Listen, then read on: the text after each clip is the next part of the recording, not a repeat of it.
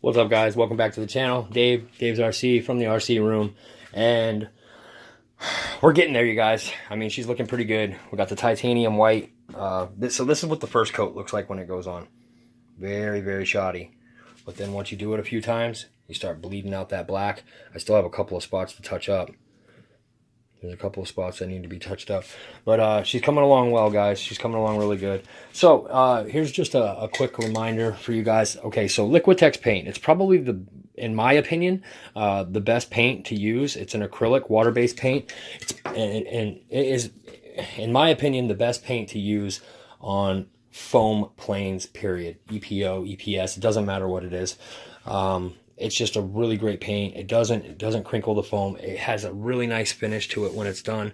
And then after you do the finish on it, you can get your mid wax and put it on there and shine the thing up, and it'll look absolutely amazing. But this is what I should have done in the first place, you guys. I shouldn't even have tinkered around with striping the plane out like that. I was trying to get this kind of result out of just spraying the paint. And what happens is there's two different nozzles that you can get for these Liquitex cans. They sell a separate nozzle for these cans that'll give you that pinstripe look. And that's what I was looking for, that striking pinstripe look. And I wasn't getting that because the sprayer that I have is the one that comes with the can, and it's big and fat and wide. So, yeah, guys, I got the titanium white on there with the black. Got that jet black matte look. This is what the tail will look like when it's done. I haven't done this side yet. I got a little bit more paint in the bowl. I'm going to finish that off. I think what happened was I just got overwhelmed by the paint that I had already done on it. And I was like, just paint it out. I was all painted out. I'm almost all painted out right now, you guys. And I'm not even close to being done. There's a lot that goes into painting one of these planes, you guys. It's not just a simple thing. It's not a simple thing to do. First, you have to come up with a concept, whether you're copying a concept or you're making up your own concept. And I think the hardest thing about this challenge is that I came up with my own concept. And when you do that, there's nothing to really base it on. There's nothing to really copy. So you have to, everything that's coming out on this plane is strictly coming from your head and what you envision in your mind. This is not what I envisioned. This is what I envisioned. That is what I envisioned. This is what I envisioned. I did not envision this. Like I said, those sprayers that come on those, they're real big and fat. They spray a big fat line like this. And that's not what I was looking for. But we're almost done, you guys. The front's going to look like this as well. I'm going to take that black and I'm going to point it. I'm going to make all those thinner and point them out. And then on this side, I'm going to do the same thing. Because I made the white more contrast on that side, I think... I don't know what I'm going to do, you guys. I'm going to have to redo it over there. And just, the good thing about it is when you use the black and you're covering up the white with the black, it only takes like one coat. When you're covering the black with the white, it takes like 5 coats to get it completely covered. Like I said, this is the first coat. And it's going to take 5 or 6 more coats to get it to look like that. Or get it to look like that. So it's not... What a pain in the butt is all I gotta say. Don't mind the mess, you guys. Like I said, I've been working my butt off trying to get this plane at least presentable when I take it out and I start doing some pictures of it. You guys, real quick, the drone will be here tomorrow. I'm excited. I went to the post office earlier. 9 times out of 10 when I go to the post office, actually 10 out of 10 times when I go to the post office and I have a package at the post office, they're more than happy to just walk back there and grab it for me. Today, for whatever reason, they were basically like, no, fuck off. I'm not doing that. You can just get it tomorrow when it shows up in the mailbox.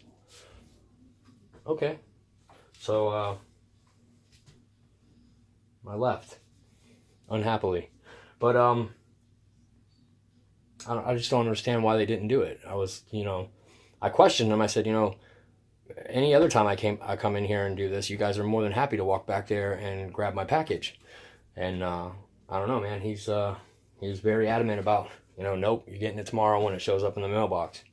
All right, whatever. So I left. No biggie, whatever. I was aggravated a little bit because I wanted to get the drone and kind of get it out and check it out, because this plane's going to be done soon, and then it's going to be going outside for its gallery shots and the music background and stuff like that. And I just wanted to make sure that I had the drone ready to go for when that time comes. But I guess it's not that big of a deal because I'm not done with the plane yet. I'm going to have to finish this. I guess when you got something and it shows up to the mail or to the post office and you're like, man, I'd really like to go grab that right now. And like I said, any other time they had no problem doing it. But today, for some reason, they had an issue with it. So I said, okay, yeah, never mind. We'll get it tomorrow and we'll do it then. But this is where we're at, guys. The next project is getting that Dynam.